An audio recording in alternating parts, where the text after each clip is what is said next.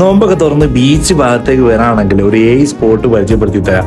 Bus തന്നെ Ummis kitchen, ഒരു ഉമ്മയും മോളും കൂടി നടത്തുന്ന ഒരു തട്ടുകടാണ്. പക്ഷെ ഒരുപാട് വെറൈറ്റി ഉണ്ടാവും. ആ പാൽക്കപ്പയും ബീഫൊക്കെ കൂട്ടി കഴിയുമ്പം ഒരു പ്രത്യേക ഒരു ടേസ്റ്റാണ്.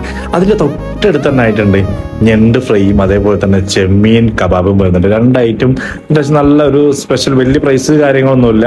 ഒരു 50 രൂപ 80 രൂപ ആ റേഞ്ചിലാണ് വരുന്നത്. പക്ഷെ നല്ല ടേസ്റ്റ് ഉണ്ട്.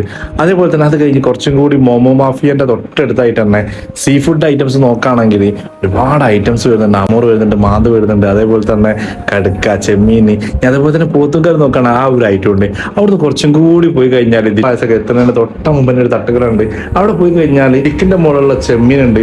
5 സ്റ്റിക്കിന് വെറും 130 റുപ്യാണ് വരുന്നത്. ഈ ഒരു മുഗദാർ ബീച്ച് കഴിഞ്ഞിട്ട് നേരെ നിങ്ങൾ കോട്ട് റോഡ് ഭാഗത്തേക്ക് പോവുകയാണെങ്കിൽ 70 രൂപക്ക് അൽഫാം കിട്ടുന്ന ഒരു സ്പോട്ട് ഉണ്ട്. സിൽക്ക് സ്ട്രീറ്റ് ഭാഗത്തേക്ക് പോവുകയാണെങ്കിൽ നല്ല പച്ചമാകയും എല്ലാ കാന്താരി ഐറ്റംസ് ഒക്കെ എല്ലാം കൂടി മിക്സ് ആക്കി കിട്ടുന്ന ഒരു സ്പോട്ട് വരുന്നുണ്ട്.